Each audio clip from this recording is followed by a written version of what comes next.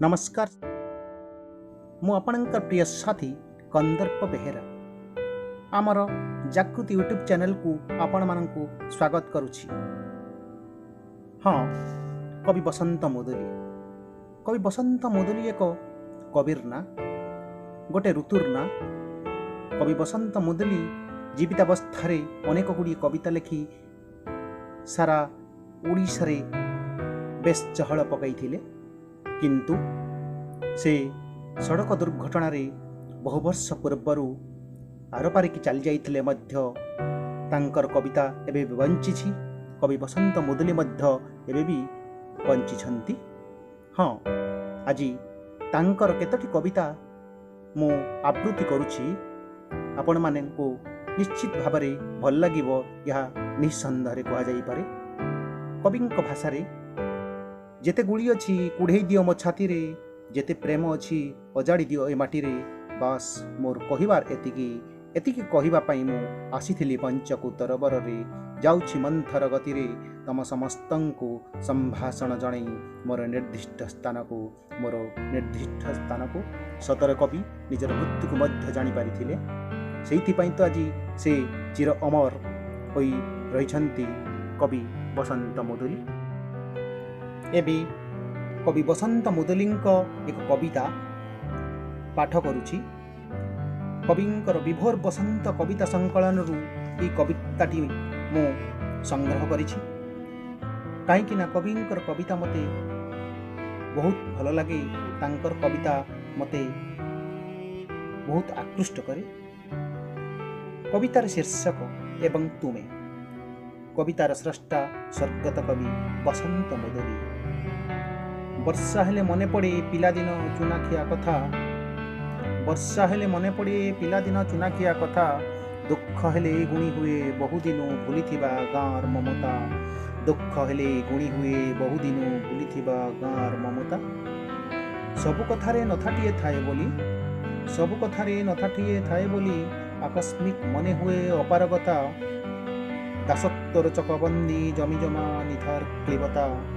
दासत्वर चकबंदी जमिजमा निथर क्लिबता। सारुपत्रे ढल ढल जीवन को बिकी भांगी फेरिबा बाटरे। सारुपत्रे ढल ढल जीवन को बिकी भांगी फेरिबा बाटरे। शब्द सबु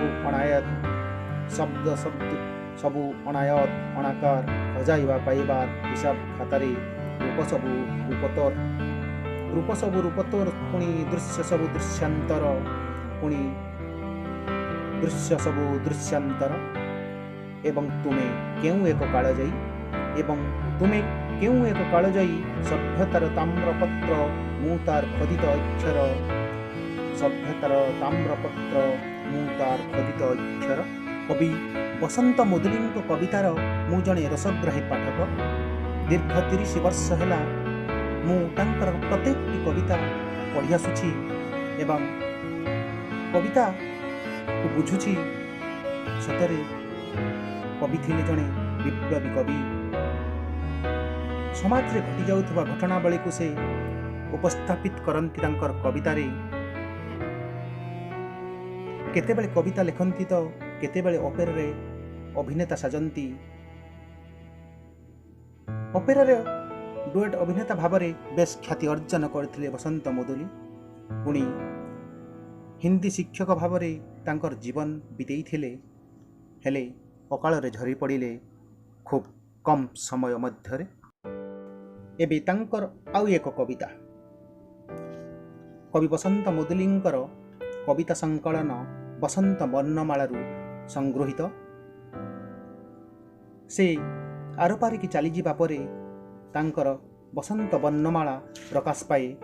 कवि बसंत मुदुली स्मृति संसद भद्रकरू 1990 मसीहारे से बहिरू तांकर एक कविताटी। कवितार शीर्षक एवं तमे। वर्षा हेले मने पड़े पिलादिन चुनाखिया कथा। वर्षा हेले मने पड़े पिलादिन चुनाखिया कथा। दुख हेले घुणी हुए बहुदिन भूलिथिबा गाँर ममता। दुख हेले घुणी हुए बहुदिन भूलिथिबा गाँर ममता।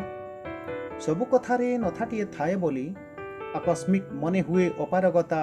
দাসত্বর চকাবন্দি জমিজমা নিথর ক্লীবতা দাসত্বর চকবন্দি জমিজমା ନିଥର କ୍ଳୀବତା ସାରୁପତ୍ରେ ଢଳ ଢଳ ଜୀବନକୁ ବିକି ଭାଙ୍ଗି ଫେରିବା ବାଟରେ ଶବ୍ଦ ସବୁ ଅଣାୟତ ଅଣାକାର ଶବ୍ଦ ସବୁ ଅଣାୟତ ଅଣାକାର ହଜେଇବା ପାଇବାର ହିସାବ ଖାତାରେ ରୂପା ସବୁ ରୂପୋତ୍ତର ଦୃଶ୍ୟ ସବୁ ପୁଣି ଦୃଶ୍ୟାନ୍ତର ଏବଂ ତମେ କେଉଁ ଏକ କାଳଜୟୀ ସଭ୍ୟତାର ତାମ୍ରପତ୍ର ମୁଁ ତାର ଖୋଦିତ ଅକ୍ଷର ଏବଂ ତମେ କେଉଁ ଏକ କାଳଜୟୀ ସଭ୍ୟତାର ତାମ୍ରପତ୍ର ମୁଁ ତାର ଖୋଦିତ ଅକ୍ଷର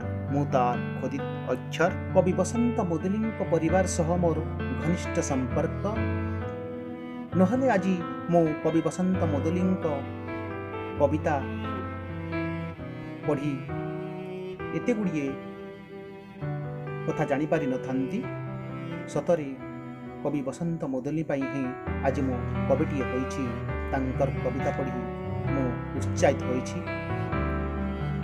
କବିଙ୍କର ଶ୍ୱଶୁର ଶ୍ରୀଯୁକ୍ତ ଅରୁଣ ଖିଲାର ମଉସା ହିଁ ମୋତେ ଆଗକୁ ଯିବା ପାଇଁ ବାଟ କଢ଼ାଇଛନ୍ତି।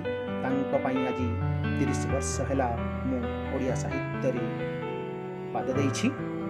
ଏବେ ବସନ୍ତ ବର୍ଣ୍ଣମାଳାରୁ ଆଉ ଏକ କବିତାର ଶୀର୍ଷକ 5 ଟଙ୍କିଆ ମଣିଷ।